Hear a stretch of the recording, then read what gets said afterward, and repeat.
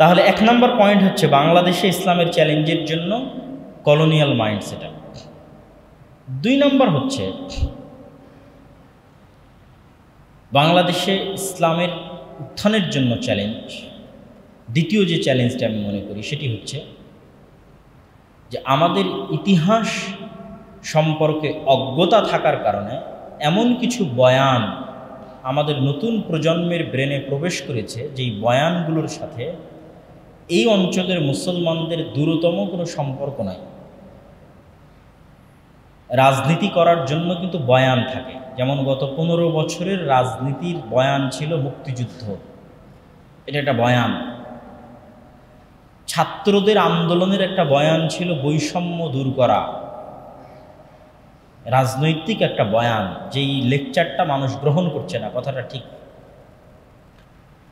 তো আমাদের তরুণ এবং ছাত্র সমাজের ব্রেনে এরকম কিছু বয়ান প্রবেশ করে আছে যে বয়ানগুলোর সাথে এই অঞ্চলের মুসলমানদের দূরতম কোনো সম্পর্কই নেই।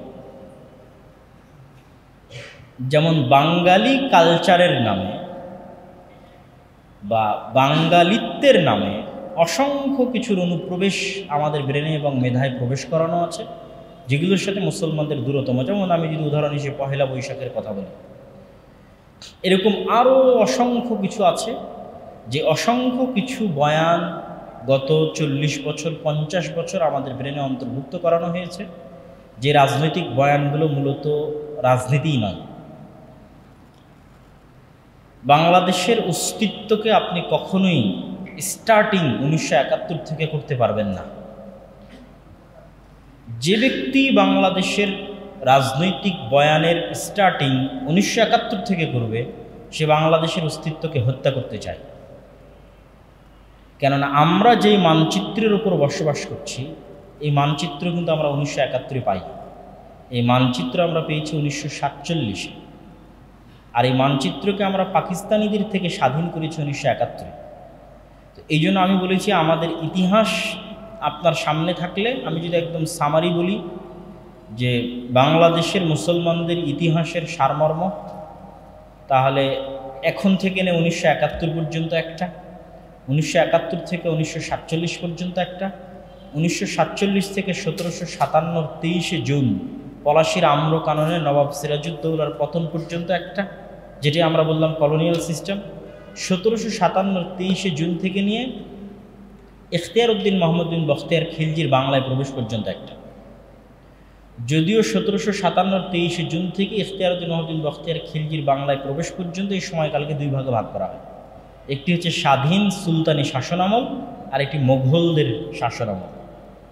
স্বাধীন সুলতানি শাসনামল শুরুতে যখন বাংলার মুসলমানেরা দিল্লির মুসলমানদের অধীনস্থ কবুল করত না, এবং এই স্বাধীন সুলতানি শাসনামলের রাজধানী ছিল মুর্শিদাবাদ, মালদা, রাজশাহী, চাঁপাইনবাবগঞ্জ। যে গৌড় রোড সোনা মসজিদ থেকে নিয়ে মালদা ওল্ড স্টেশন পর্যন্ত গেছে, এটিই ছিল সেই স্বাধীন সুলতানি শাসনামলের রাজধানী। যার চিহ্ন কি দিয়ে মনে রাখবেন? স্বাধীন সুলতানি শাসনামল মনে রাখবেন কি দিয়ে? বাস্তবের সাথে সম্পৃক্ত করে দিই। বাঘার মসজিদ, নওগাঁর কুসুম্বা মসজিদ, চাঁপাইনবাবগঞ্জের সোনা মসজিদ, এগুলো মুঘল শাসনামলে তৈরি হওয়া নয়। কোন শাসনামলে তৈরি হওয়া? স্বাধীন সুলতানি শাসনামলে তৈরি হওয়া। যেহেতু এগুলো রাজধানীর আশেপাশে ছিল এই অঞ্চলগুলো, এই জন্য এই অঞ্চলগুলোতে প্রচুর পুরাতন মসজিদ আছে, কেননা এটা গৌড় রাজধানীর নিকটস্থ ছিল। রাজশাহী, নওগাঁ, চাঁপাইনবাবগঞ্জ, সেহেতু এই অঞ্চলে মসজিদ থাকবে স্বাভাবিক। ক্যাপিটাল সিটি যেহেতু ছিল গৌড়, মালদা, এবং ওই রোডের দুই ধারে অসংখ্য পুরাতন মসজিদ আছে। আমাদের চাঁপাইনবাবগঞ্জ সীমান্তের মধ্যেও দরাজবাড়ি মাদ্রাসা থেকে শুরু করে আর অসংখ্য পুরাতন মসজিদ পড়েছে। একদিন পূর্ণ সময় নিয়ে চাঁপাইনবাবগঞ্জ বর্ডারে গেলে এবং মানুষজনকে জিজ্ঞেস করলাম, তো 10টা পুরাতন মসজিদ পাওয়া যাবে, যার 5টা পুরাতন মসজিদ আমি নিজে গেছি। পুরাতন মসজিদ, পুরাতন মাদ্রাসা, সোনা মসজিদ ছাড়াও, যেহেতু ওইটা ক্যাপিটাল সিটি ছিল সেহেতু এখানে মসজিদ মাদ্রাসা থাকবে, এটা স্বাভাবিক। কিন্তু এটা হচ্ছে স্বাধীন সুলতানি শাসনামলের। আর মোঘল শাসনামলকে স্মরণ রাখবো কি দিয়ে? ঢাকা। মোঘলেরাই সর্বপ্রথম ঢাকাকে রাজধানী করেছে, বাদশাহ জাহাঙ্গীরনগর, তখন থেকে ঢাকা রাজধানী। কিন্তু তার পূর্বে স্বাধীন সুলতানি শাসনামলের রাজধানী ছিল গৌড়। তাহলে এই দীর্ঘ ইতিহাসকে বাদ দিয়ে আপনি শুধু বলতে পারেন না যে আমার জন্ম ১৯৭১ হয়েছে, এটা একটা ভুল বয়ান।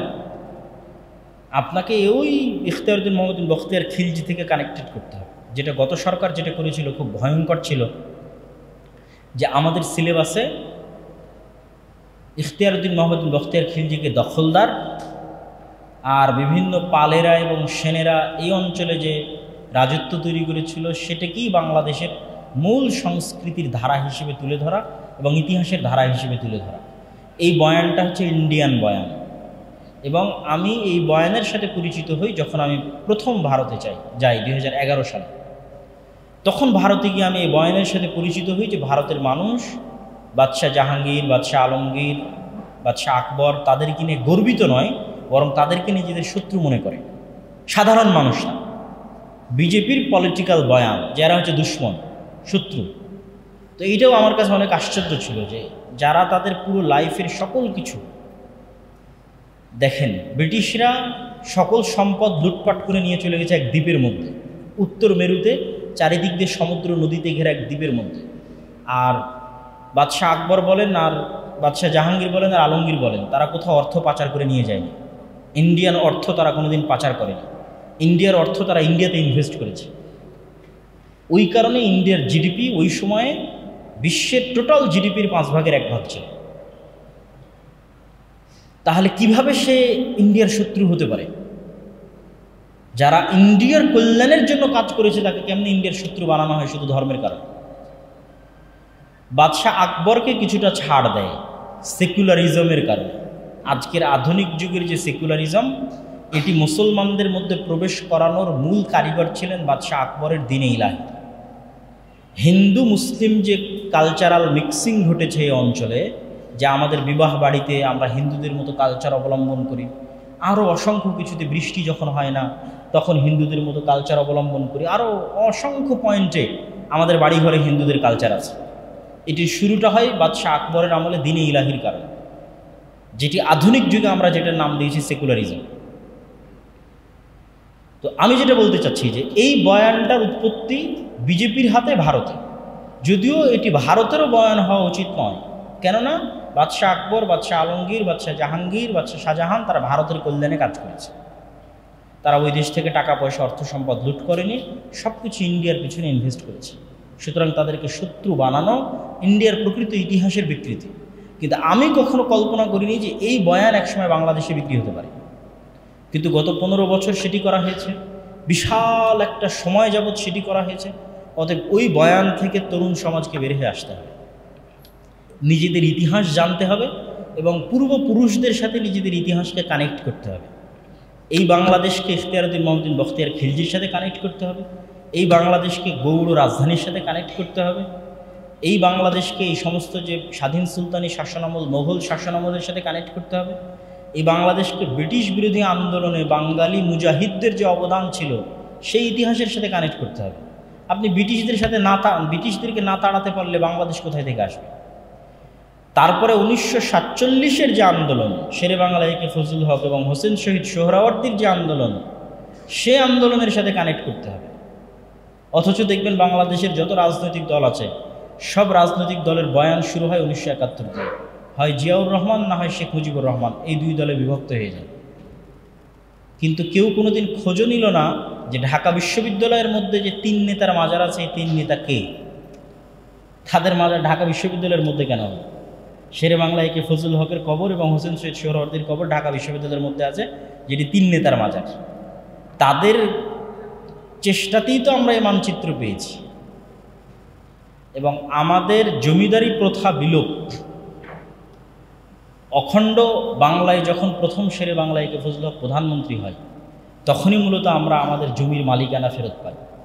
আজকের যে আমাদের জমির মালিকানায় যে আমাদের নাম দেখি, ঠিক আছে, RS record, CS record, BS record, এই রেকর্ডগুলোর সবচেয়ে পুরাতন যে রেকর্ড, সেই রেকর্ডে যখন যাবেন তখন দেখবেন যার নামে, যে জমিদারের নামে খাজনা দেওয়া হতো, সেই জমিদারের নামে জমি আছে।